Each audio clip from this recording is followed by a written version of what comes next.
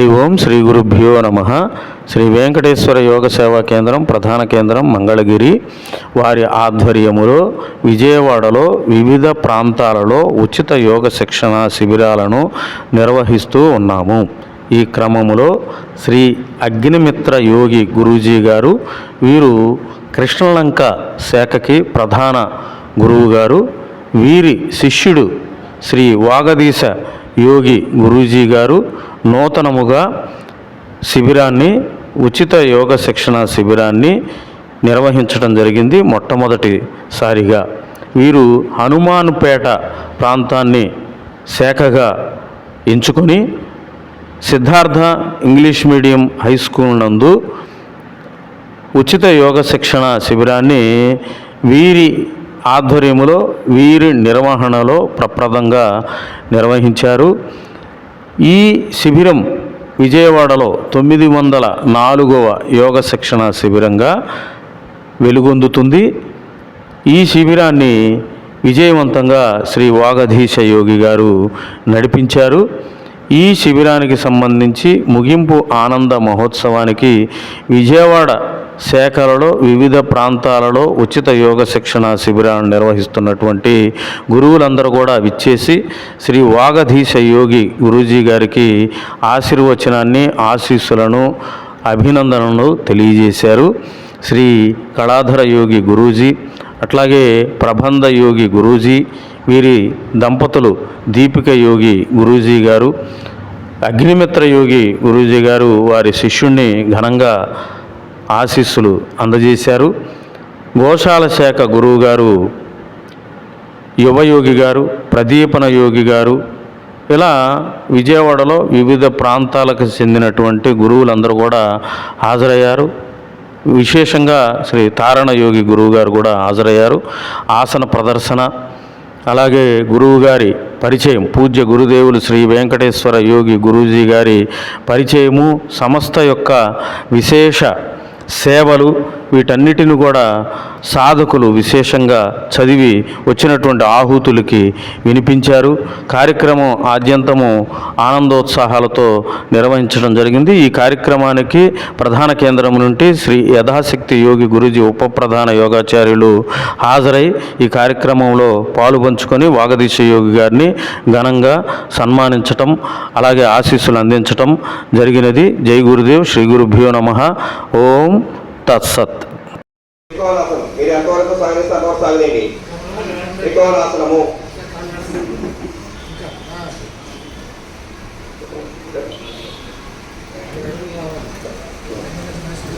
పాదాలు 3 విధాలుగా ఏర్పడిస్తున్న త్రికోణాసనం సిద్ధము. త్రికోణాసనము శ్వాస తీసుకుంటూ ఇంకా శ్వాస తీసుకుంటూ తీసుకున్న శ్వాసని విడిచిపెడుతూ ఇప్పుడు శ్వాస పూర్తిగా విడిచిపెట్టి ఎడమ చేతితో ఎడమ పాదం పట్టుకోవాలి. వామహస్తము, వామపాదము, మోకాలు ఉంచకూడదు, మోకాలు స్టేట్గా ఉండాలి. ఎడమ చేతితో ఎడమ పాదం పట్టుకోవడం, కుడి చేతి స్టేట్గా ఉంటుంది. కళ్ళు చూపు కుడి చేతిగా పైకి చూస్తూ ఉండాలి. మోకాళ్ళ రొంపు రాకూడదు. ఈ ఆసనం కనుక పొద్దున్నే లేచి మనం ఉదయాన్నే లేచి నోరు పుక్కించి చూసి ఒక 2 గ్లాసులు మంచినీళ్ళు తాగి ఈ ఆసనాన్ని చేసినట్టయితే లోపల మలం అనేది మెత్తబడిపోయి ఆ మల విసర్జన సాఫీగా జరుగుతుంది. మలబద్ధకం రాకుండా ఉంటుంది. దక్షిణ హస్తము, దక్షిణ పాదము,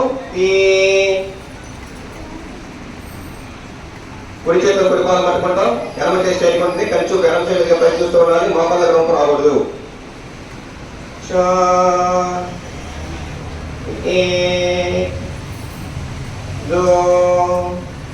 త్రికోణాసనము, ద్వితీయ పర్యాయం, వామాసనము, వామపాదము,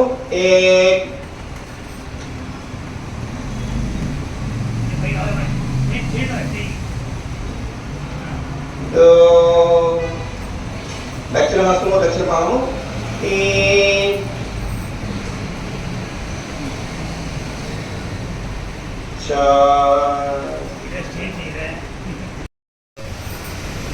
నడుము బాగా మెలితరగాలి. ఎడమ చేతితో కుడిపాదం పట్టుకుంటాం. కుడి చేసి చేయబడుతుంది. కళ్ళు చూపు కుర్చీ మీద పైకి చూస్తూ ఉంటాము. మోకాళ్ళ రొంపు రాకూడదు. నడుము బాగా టర్న్ అవ్వాలి. నడుము బాగా మెలితరిగితేనే యాసన ప్రయోజనం. నడుము చుట్టుపక్కల పట్టిన కొవ్వంతా కూడా కరిగిపోతుంది. సన్నని నాజుకు నడుము తయారవుతుంది. చాలా మందికి నడుము వైశాల్యం ఎక్కువగా ఉంటుంది. ఆ నడుము వైశాల్యం అనేది ఈ ఆసనం చేయడం వల్ల లోపల నడుము చుట్టుపక్కల పట్టిన కొవ్వంతా కూడా కరిగిపోతుంది. కరిగిపోయి సన్నగా నాజుకు నడుము తయారవుతుంది.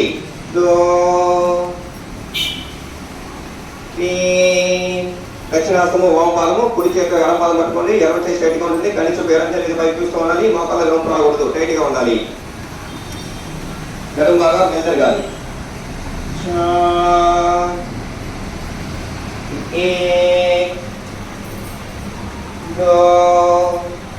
విలోమ త్రికోణాసనము, ద్వితీయ పర్యాయము. వామహాస్తము, దక్షిణ పదము.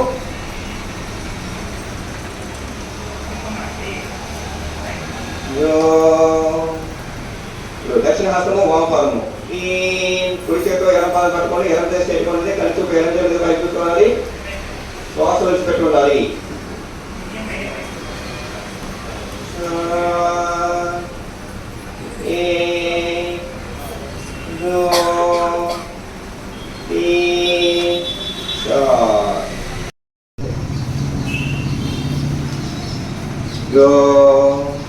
దక్షిణ పాదం ఆధారంగా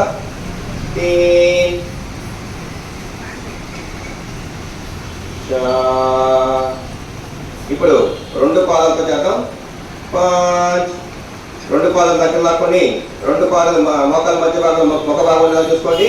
ఆ రెండు పాదాలు త్వరలో పట్టగా గట్టిగా పట్టగా గట్టిగా వస్తుంది. అపాన వాయువులు లేదా ఆ పాదాలు అరచేతులు అనేవి పాదాలు దాటి వెళ్లే విధంగా నడుము విన్యాసం చేయాలి. నడుముకి ఒత్తిడి కలగాలి. నడుము దగ్గర ఉన్నటువంటి క్లోమరంధ్రం అనేది బాగా యాక్టివేట్ అవ్వాలి. యాక్టివేట్ అయ్యి సహజసిద్ధంగా ఇన్సులిన్ అనేది ఉత్పత్తి అవుతుంది. ఇలా ఇన్సులిన్ ఉత్పత్తి అవ్వడం వల్ల మనం కృత్రిమంగా బయట నుంచి ఇన్సులిన్ అనేది తీసుకునే అవసరం ఉండదు. మరి కృత్రిమంగా శరీరంలోనే మరి ఇన్సులిన్ ఉత్పత్తి అవుతుంది కాబట్టి ఈ బయట నుంచి తీసుకునే ఇన్సులిన్ కూడా డాక్టర్ గారు ఆపేస్తారు. తర్వాత మీరు ఆసనం కరెక్ట్గా 15 రోజులు చేస్తే కనుక ఆ డాక్టర్ గారు ఇన్సులిన్ కూడా తగ్గించేసుకుంటూ వస్తారు అనమాట. ఆ తర్వాత రోజుకి ఈ డయాబెటీస్ ఉన్న వాళ్ళు రోజుకి 5 టాబ్లెట్లు 6 టాబ్లెట్లు వాడతారండి. మరి అది కూడా క్రమంగా తగ్గించుకుంటూ వస్తారు. లాస్ట్కి చివరికి ఒక టాబ్లెట్ మీద మాత్రమే మీరు ఆధారపడతారు అనమాట. అంత గొప్ప ఆసనం పశ్చిమోత్తాసనము. పాదాలు వేలుపట్టుకుని పూర్ణ స్థితి. ఆ సరస్సు మోకాలు తాకాలండి. మోచేతులు నేలకి ఆనాలి. నుదురు మోకాలు కొనసాగటం అంటే మరి మా ప్రియ శిష్యుడికి చిన్న చాలువాతో సత్కారం అండి. ఓం శన్నో మిత్రః శం వరుణః శన్నో భవద్వర్యమాం యం న ఇంద్రో బృహస్పతిః శన్నో విష్ణురుక్రమః నమో బ్రహ్మణే నమస్తే వాయోః త్వమేవ ప్రత్యక్షం బ్రహ్మాసి త్వామేవ ప్రత్యక్షం బ్రహ్మ వదిష్యామి ఋతం వదిష్యామి తన్మామవతు తద్వక్తారమవతు అవతు మాం అవతు వక్తారం. ఓం శాంతి శాంతి శాంతి. ప్రధాన యోగాచార్యులు వారి సందేశం పంపించారంటే వాళ్ళ గురించి యోగా ఆశీర్వచనం.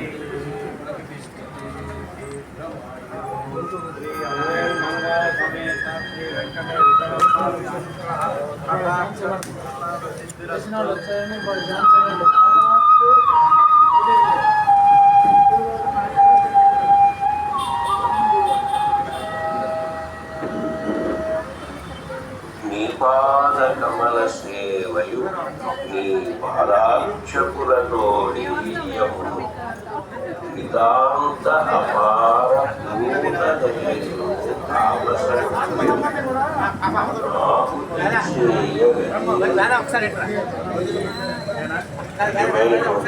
భగవంతుని కోరక